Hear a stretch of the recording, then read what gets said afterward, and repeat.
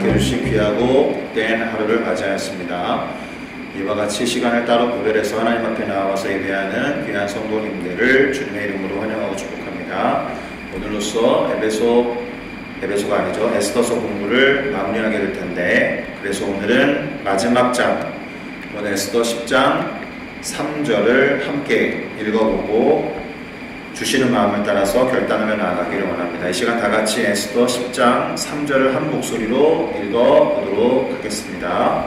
유다인 모르드게가 아수에로 왕의 다음이 되고 유다인 중에 크게 존경받고 그의 커다란 형제에게 사랑을 받고 그의 백성의 이익을 도모하며 그의 모든 종족을 안위하였더라.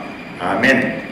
자, 저는 방금 우리가 함께 읽어본 에스더 10장 3절 말씀을 가지고 보이지 않아도 살아서 역사하시는 하나님, 이와 같은 제목으로 잠시 말씀을 나누고 에스더 공부를 마무리 짓고 또 결론을 통해서 우리의 삶과 신앙에 적용하며 나아가기를 원합니다. 마지막 장에 이르렀지만 역시나 어떤 내용이 기록되어 있는지 요약하는 작업이 필요할 텐데 그 내용은 사실 간단합니다. 유대인을 학살하려고 했던 하만의 조서가 뒤집혀지고 유대인들에게 그 멸절의 날이 되려 승리의 날로 바뀌었다라는 겁니다. 이를 기념하기 위해서 모르드게는 불임절이라는 절기를 제정하여서 대적으로부터 벗어나서 평안함을 얻었고 슬픔이 변하여 기쁨이 되었으며 애통이 변하여 길한 날, 기쁜 날이 되었으니 잔치를 베풀고 즐기면서 서로 예물을 나누고 가난한 자를 구제하라라고 했다라는 겁니다. 마지막으로 오늘 설교 본문에서 확인한 바와 같이 모르드게가 왕 다음 서열의 사람이 되었다라는 것이고 큰 권위를 갖게 되었는데 오히려 자기 백성의 유익을 도모하며 화평을 말하였다라는 것이 에스더서의 마지막 2장, 곧 9장과 10장의 내용이 되겠습니다. 10장은 1절부터 3절까지밖에 없기 때문에 사실은 거의 모든 내용은 9장에 담겨있다라고 해도 틀린 말은 아닐 것 같습니다. 자, 우리가 살피고자 하는 에스더 9장과 10장의 시작은 이렇게 됩니다. 에스더 9장 1절에서 4절의 내용인데 제가 읽어보겠습니다. 아달월 곧 12째 달 13일은 이렇게 되는데 아달월이라고 하면 히브리 사람들의 달력으로는 12번째 달이고요. 그러니까 양력으로는 대략 2월에서 3월 정도 됩니다. 그 12번째 달 13일은 왕의 어명을 시행하게 된 날이라 유대민족의 대적들이 그들을 제거하기를 바랐더니 유대민족 사람들이 도리어 자기들을 미워하는 자들을 제거하게 된 그 날에 유대인들이 아수에로 왕의 각 지방, 각 읍에 모여서 자기들을 해하고자 한 자를 죽이려 하니 모든 민족이 유대민족을 두려워하여 능히 막을 자가 없었고 각 지방 모든 지방관과 대신들과 총독들과 왕의 시무를 보는 자들이 이 모르드게를 두려워함으로 인해서 다 유대 민족을 도우니 모르드게가 왕궁에서 존귀하여 점점 창대하매 이 사람 모르드게의 명성이 각 지방에 퍼지더라. 이렇게 시작되었다라는 겁니다. 많은 부분이 압축적으로 사실은 에스더 9장 1절부터 4절에 다 들어있죠. 몰살 당할 뻔한 날이 원수들을 되려 죽이는 날이 되었다라는 겁니다. 그러니까 모르드게와 유대인들이 칼로 모든 대적들을 쳐서 도륙하고 진멸하면서 자신들을 미워하는 자에게 마음대로 행했다. 그래서 에스더 9장 12절에서 14절은 아수에로 왕이 왕후였던 에스더에게 묻고 서로 답하는 내용이 이렇게 기록되어 있습니다. 왕이 왕후 에스더에게 이르되 유다인이 도성 수산에서 이미 500명을 죽이고 멸하였고 또 하만의 10명의 아들들을 죽였으니 수도에서 이 정도인데 온 지역에서는 어떠하였겠느냐 이렇게 물었죠. 그러니 이제 그대의 소청이 무엇인지 말해라 허락하겠다. 그대의 요구가 무엇이냐 또한 시행하겠노라 라고 했다는 거예요. 그러면 그 정도면 멈출 법도 한데 에스더가 말하기를 왕이 만일 좋게 여기시면 수산에 사는 유대인들이 내일도 오늘 조서대로 행하게 하시고 하만의 10명의 아들의 시체를 나무에 매달게 하소서 이렇게 말했다라는 것이고 왕이 그대로 행하기를 허락했다. 그래서 그 조서를 수산에 내려서 하만의 10명의 아들의 시체를 매달았다라는 겁니다. 일단 이 수도였던 수산에서만 이미 500명이 죽었어요. 하만의 집안과 아들을 포함해서. 그리고 그 다음 구절, 에스더 9장 15절에서 19절을 보니까 그 다음날 아달월 14일에도 수산에 있는 유다인이 모여서 또 300명을 도륙했다. 그러나 그들의 재산에는 손을 대지 아니하였고 그들의 재산에 손을 대지 않은 게 중요한 건 아닌데 그리고 왕의 각 지방에 있는 다른 유대인들이 모여서 스스로 생명을 보호하여 대적들에게서 벗어나며 자기들을 미워하는 자 7만 5천 명을 도륙하되 그들의 재산에는 손을 대지 아니하였더라. 그러니까 수도 수산에서 500명 더하기 300명 그러니까 총 800명을 죽였고 그리고 수산 이외의 이 페르시아 제국 전체에서 7만 5천 명 이렇게 많이 죽였다는 거예요. 그것도 왕의 명령이 떨어졌기 때문에 거의 저항하지도 않았을 겁니다. 그들의 재산에 손을 대지 아니하였다는 것이 뭐가 이렇게 중요한지 모르겠지만 참으로 어마어마한 사람의 목숨을 잃었다. 어쨌든 그렇게 아달월 13일에 그 일을 행하였고 14일에 쉬면서 그날의 잔치를 베풀어 즐겼으며 반면에 수도 수산에 사는 그러니까 수도에 사는 유대인들은 13일과 14일에 모였다가 15일에 쉬면서 그날의 잔치를 베풀어 즐겼다라고 되어 있습니다. 그러므로 시골의 유대 사람들, 그 성이 없는 고을들에 사는 자들이 아달월 14일을 명절로 삼아서 잔치를 베풀고 즐기면서 서로 예물을 주었다라는 기록이 나오고 있습니다. 자, 이렇게 읽어보고 나니까 대단히 씁쓸하죠. 그러면 이제 이런 질문을 던질 법합니다. 유대인들이 자신들을 진멸하고자 했던 이들을 향해서 행한 이와 같은 일, 그들을 죽이고 멸하면서 하만의 아들들을 죽여서 나무에 달게 한 것이 너무 심한 보복은 아니었을까?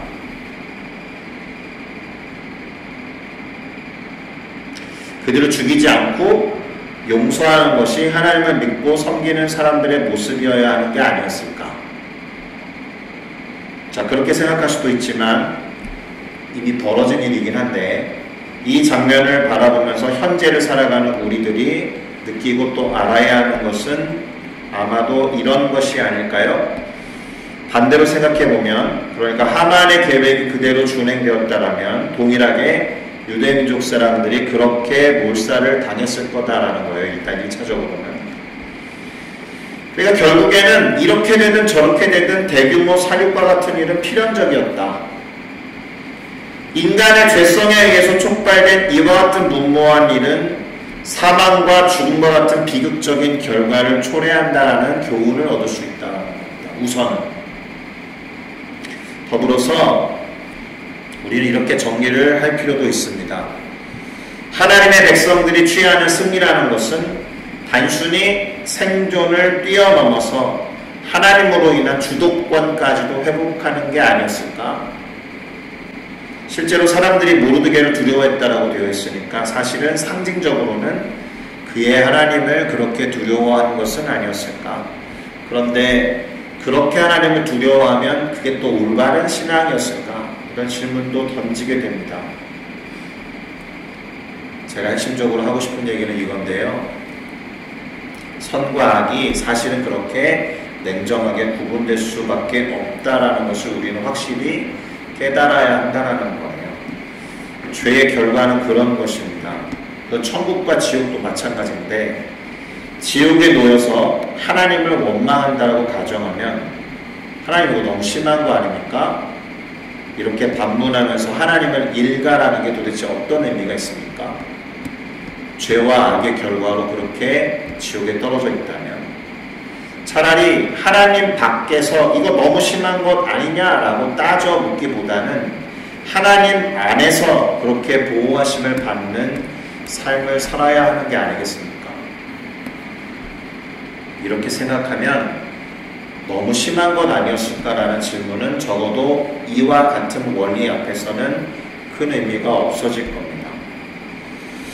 자, 더불어서 이렇게 구원을 받은 유대 사람들은 구원받음을 기억하고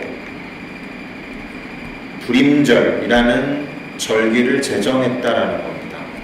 에스더 9장 20절에서 22절을 보면 모르드게가 이 일을 기록하고 아수에로 왕의 각 지방에 있는 모든 유다인에게 원근을 막론하고 글을 보내어 이렇게 말했다라는 건데, 한 규례를 세우자.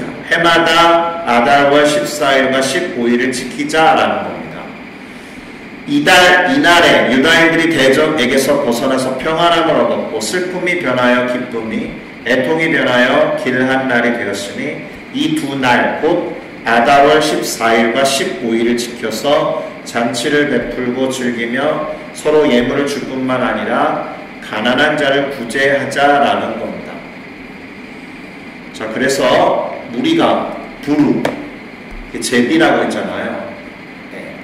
부루, 이 제비의 이름을 따라가지고 이 두 날을 부림이라고 하고, 유대인들이 이 글의 모든 말과 이 일에 보고 당했던 것으로 말미암아 뜻을 정하고 자기들과 자손과 자기들과 화합한 자들이 해마다 그 기록하고 정해놓은 그때 이 두 날을 이어서 지켜서 패하지 아니하기로 작정하고 각 지방, 각 읍, 그리고 각 집에서 대대로 이 두 날을 기념하여 지키되 이 불임일을 유다인 중에서 패하지 않게 하고 그들의 후손들이 계속해서 기념하게 했다라는 것입니다.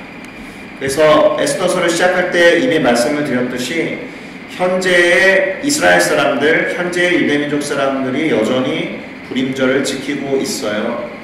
모세율법에서 지정한 대속죄일과 유월절과 같은 절기 이외에 율법에서 지정하고 있지 않은 다른 절기는 이 불임절이 유일하다라는 거예요. 여기서 얻을 수 있는 교훈이 있습니다. 그것은 무엇이냐? 구원받은 일을 잊어버리지 않고 기억하고 기념하는 것이 불임절의 의미가 될 겁니다. 기억하고 기념하는 일이 그냥 어떤 일을 단순하게 회상하는 차원을 뛰어넘어서 그 일을 통한 하나님의 은혜를 현재에도 동일하게 살아가야 한다라는 믿음의 행위일 수 있다는 거예요. 신앙은 그래서 단순히 과거를 추억하는 것이 아니다라고 말씀드린 바가 있습니다. 우리가 잘 아는 습관 같은 게 있어요. 나는 그때 참 신앙이 좋았는데. 그래서 내가 신앙을 회복해야 한다면 그 과거의 어느 순간으로 회귀하는 경향이 있어요. 근데 신앙은 그렇게 추억하는 게 아니고 우리가 믿고 따르는 하나님이 영원 무궁하신 것처럼 언제나 현재이자 미래를 향한 추구해야 된다는 점에서 과거에 내가 은혜를 경험하고 구원받은 일을 단순히 추억하는 것이 아니라 현재로 갖고 와서 신앙의 일관적 태도로 믿음의 행위로 지켜가야 한다는 겁니다. 그래서 신앙의 성숙이 있기 위해서는 그 당시의 기적의 순간보다 그것을 기억하고 잊지 않는 감사를 지속적으로 하는 것, 잊지 않는 것, 그 기념을 얼마나 자주 깊이 있게 하느냐에 달려있다는 거예요. 그리고 그렇게 기념할 때 개인의 신앙이 그 성숙을 향해서 지속되면 물론이요, 다음 세대까지 그것이 이어지고 전수될 수 있는 방법이 된다는 점에서 우리가 현재로 지켜가고 있는 것들 있잖아요. 예를 들면 성찬이라든가 고난주간과 부활주일이라든가 성탄절, 그리고 다가오고 있는 추수감사주일과 같은 일들, 그리고 지난주에 우리 교회에서 시행했던 침례와 같은 것들, 이게 무엇보다도 우리의 구원받음에 대한 경험을 잊지 않고 기념하면서 현재의 삶에 그것을 적용하고 그 가치와 의미를 살아내는 것, 거기에 의미가 있다는 겁니다. 과자업체가 마케팅을 잘해가지고 어제같이 11월 11일 막대 과자를 사서 서로에게 나누면서 우정과 사랑을 기념까지 하는데, 신앙에 있어서 기념하고 기억하는 것은 적어도 그 차원은 뛰어넘어야 되는 건 아니겠습니까?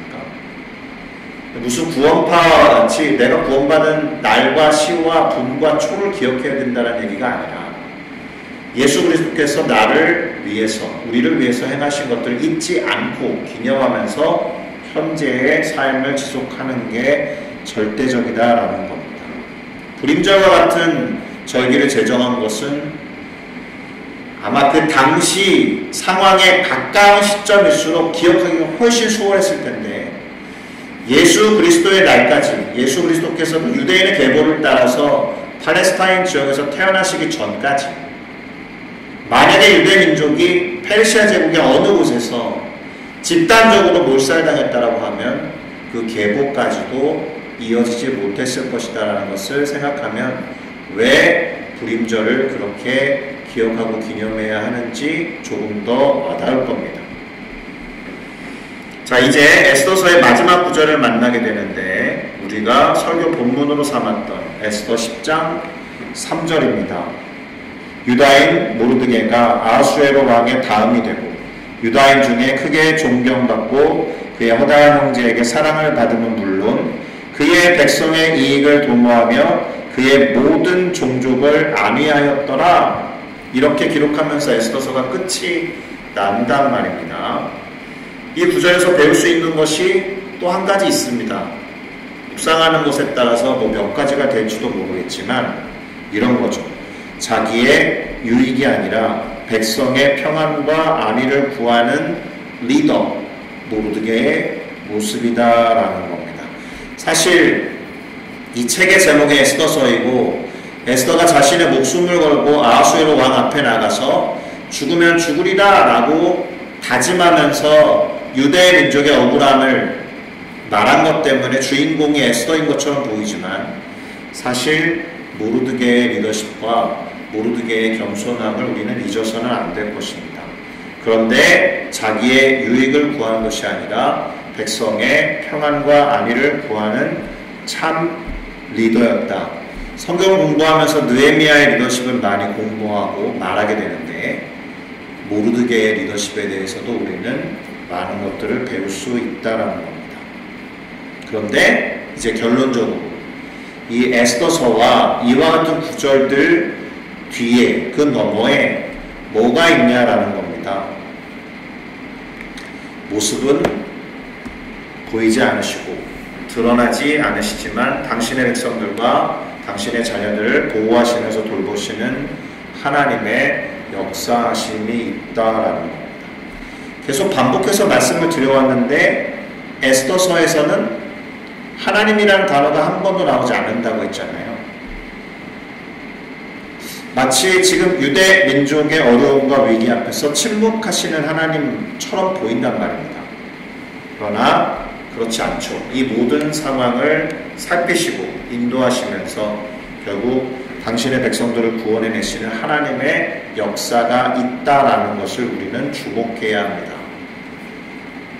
결론적으로 우리 삶에도 마찬가지일 거예요. 힘들고 어려운 상황에서 하나님이 안 보이고 하나님이 침묵하시는 것 같고 도와주지 않는 것 같은 상황에 놓일 때 우리는 에스더서에서 드러나지 않게 일하시는 하나님의 역사하심, 보호하시고 돌보시는 것을 기억할 필요가 있다라는 겁니다. 보이지 않는다고 해서 안 계신 게 아니잖아요. 내가 당신을 사랑합니다 라고 할 때 사랑이 없는 게 아니잖아요. 보이지 않지만 하나님은 일하신다라는 거예요. 보이지 않아도 우리가 못 알아채는 게 맞을 겁니다. 그래서 작은 걸 인정하셔야 돼요. 작은 것을 인정하는 것을 통해 그 작은 인정과 감사를 할 때 하나님의 역사가 조금 더 자주 보일 겁니다. 우리가 요즘에 두 분을 놓고 릴레이로 금식까지는 아니고 기도하고 있잖아요. 김영자 집사님의 남편 미스터 여를 위해서, 그리고 이낙연 집사님의 남편 김세상 집사님을 위해서 두 분 다 투병 중에 있습니다. 지난 금요일날 기도하는데 그런 마음이 들었습니다. 목회자니까 성도님들이 아프면 기도하면 막 역사가 일어났으면 좋겠단 말입니다. 제가 막 기도의 능력이 있어가지고. 치유의 은사가 있었으면 좋겠다는 생각이 들 때가 있는데, 조윤기 목사님이 그런 말씀하신 적이 있습니다. 당신에게는 치유의 은사는 없다. 믿음의 은사가 있는 것처럼 보인다. 하나님이 믿음으로 그냥 선포해 라는 어떤 마음을 주셔서 담대하게 선포했을 때 치유가 일어나는 것을 많이 보았다라고 말씀하시더라고요. 말씀하신 게 아니라 그게 생각났습니다. 금요일날 그런 생각이 들었습니다. 하나님이 우리 눈에 보이는 작은 모습으로라도 일하시는 것을 내 입술로 시인하고 감사할 때 거기에 점점 더 하나님의 역사가 눈에 띄게 보일 수 있겠구나. 그래서 사실 제 개인적인 영역 안에서는 치유에 대해서 많이 선포하고 기도하고 그랬습니다. 아직까지 제가 담대함이 부족해가지고 믿음이 부족해서 함부로 암세포 다 났습니다. 다 떠나갔습니다. 이렇게 말할 믿음이 아직까지는 없는 것처럼 보이는데, 하나님께서 작은 부분을 제 눈에 보이게 하시면 인정하고 시인하고 고백하고 선포해야겠다라는 마음의 준비가 되어 있습니다. 행여나 우리가 기도하는 것과 다른 방향으로 전개되는 것처럼 보이고 하나님이 일하지 않는 것처럼, 눈에 띄지 않는 것처럼, 침묵하시는 것처럼 보인다 해도 에스더서에 하나님을 기억하면서 그 너머에 역사하고 계신, 보이지 않지만 살아서 역사하시는 하나님을 믿고 주시는 마음 따라서 선포하며 기도하는 우리 모두가 될 때, 그렇게 우리의 삶을 주관하시고 다스리시는 하나님에게 구원이 있고 그 하나님에게 치유가 있으며 그 하나님에게 회복이 있다라는 것을 인정하고 더 붙잡고 의지하는 우리 모두가 되기를 예수님 안에서 바라고 축복합니다. 할렐루야! 다 같이 기도하시겠습니다.